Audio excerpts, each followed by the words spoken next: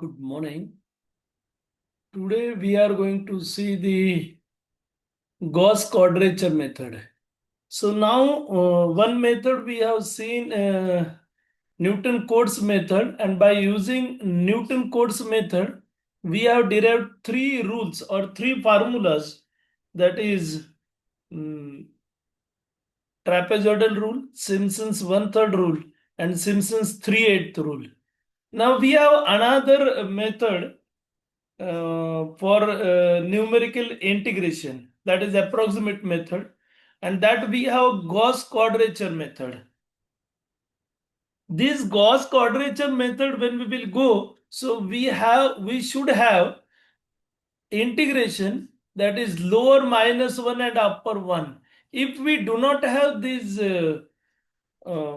integration -1 to 1, then we have to rearrange, or we have to make the integration, that is -1 to 1.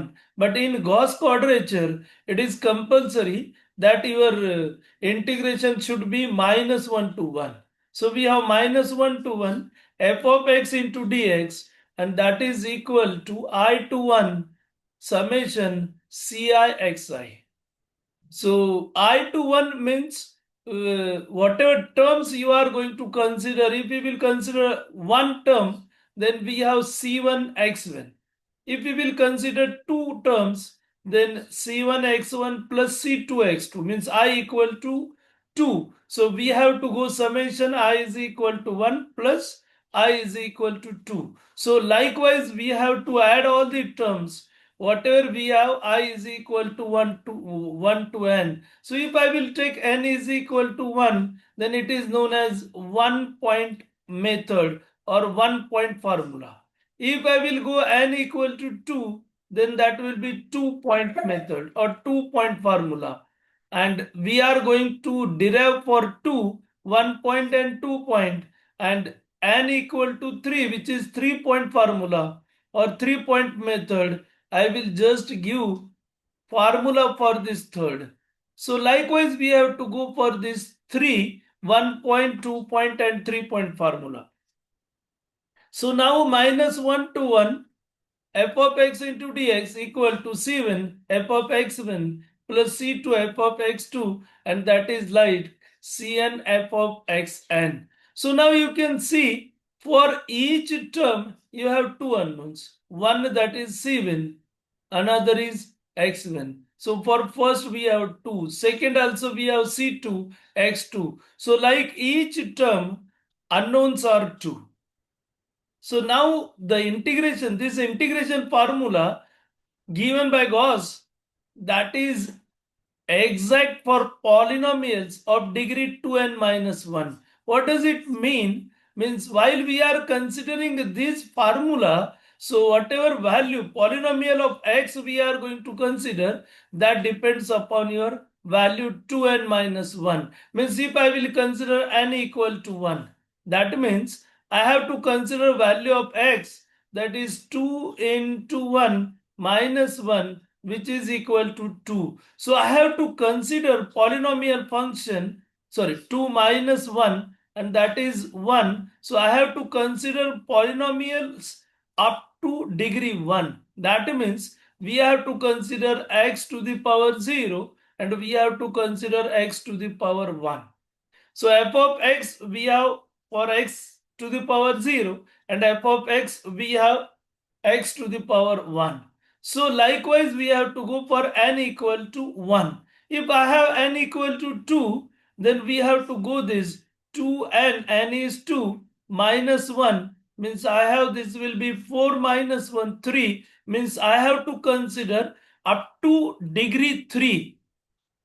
Up to degree 3 means I have x to the power 0, I have x to the power 1, I have x to the power 2 and x to the power 3. So likewise I have to consider these 4. So now what will happen by considering this? In this, if I will consider first term only, I have two unknowns which already I have seen. I have, what are two unknowns I have?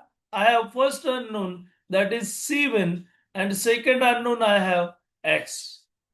Now when I will go for 2 point, then I have two terms. So each term contains two unknowns. So I will get here that is four unknowns. And what are these four unknowns? So I have C1, C2, X1 and X2. So I have this will be four unknown and I will get in first, I will get two equation, one by taking x to the power 0, another by taking x to the power 1. So two unknowns, two equations. If I will go 2-point formula, then I have these four unknowns and which will be solved by developing four equations, x to the power 0, x to the power 1, x to the power 2, x to the power 3. If I will go for n equal to 3, then I have this will be 3 into 3 minus 1. So sorry, 2 into 3. So we have 2n minus 1.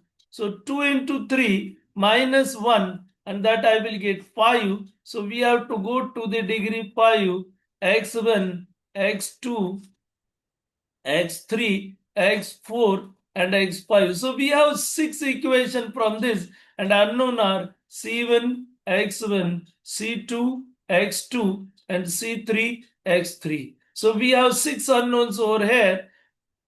Six equations by using this value of polynomials and six unknowns we have over here. So likewise, by using 2n minus 1, we are going to get the polynomial degree, and using this polynomial degree, we can develop the equation equal to the number of unknowns. Now we will go 1-point formula. So I already mentioned 1 point we have one term, 2 point, two terms. Likewise, that is given. So in this n equal to 1. So we will take only first term minus 1 to 1 f of x into dx and that is equal to c1 into f of x.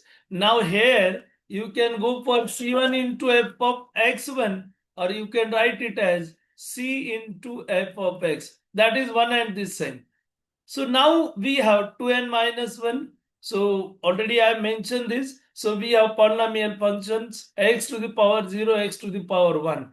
So now I will first start with x to the power 0, which is 1, value of x. So that I will substitute over here. So what will happen in this case? I will consider left part of this. So left part of this means I have to consider minus 1 to 1 f of x into dx, where value of f of x, I have x to the power 0.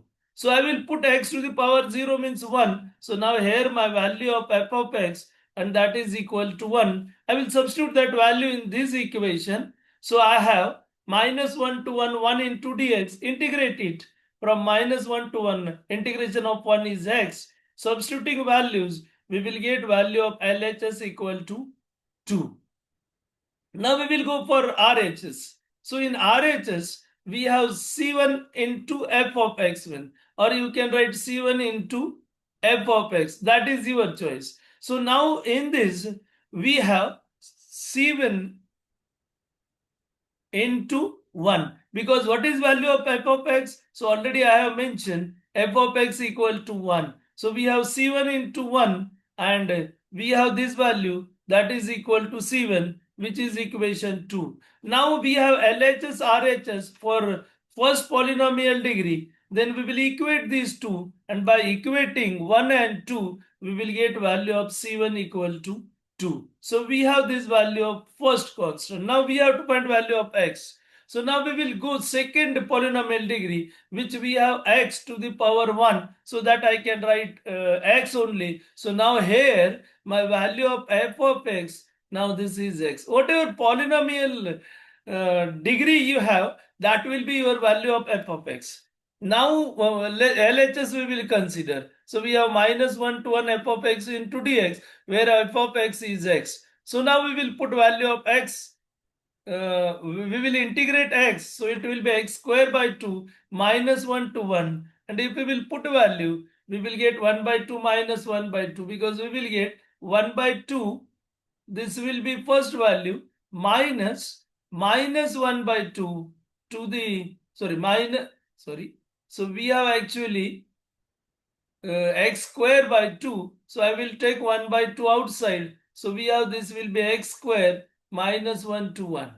Or you can put x limit 1. Then we have 1 by 2. And then minus. So I will put it. What we will get?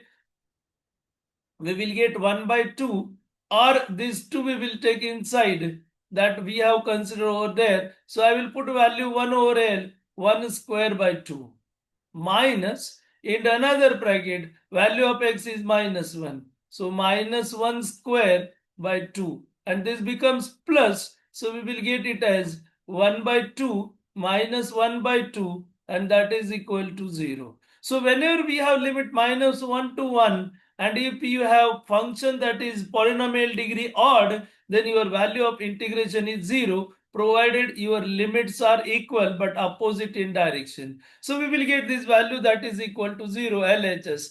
Now we will go for RHS, which is C1 into f of x1. Now f of x1 we have x, which we will put as x or x1.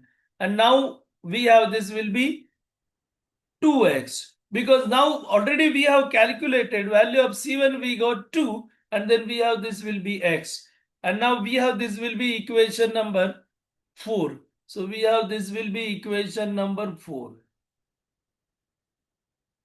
Now equating equation 3 and 4, we will get 2x equal to 0. So we have x equal to 0. And then from this we can get equation that is 1 point formula, minus 1 to 1 f of x into dx equal to c1 f of x1. Value of c1 is 2, x is 0. So we will get it is equal to 2 c1, f of x is 0. So we have 2 into f of 0. So this is my formula for 1 point method, or this is 1 point formula provided by my limits are minus 1 to 1. So this is Gauss Quadrature 1 point formula. So now we will stop here only. 2 point formula we will see in the next lecture. So thank you.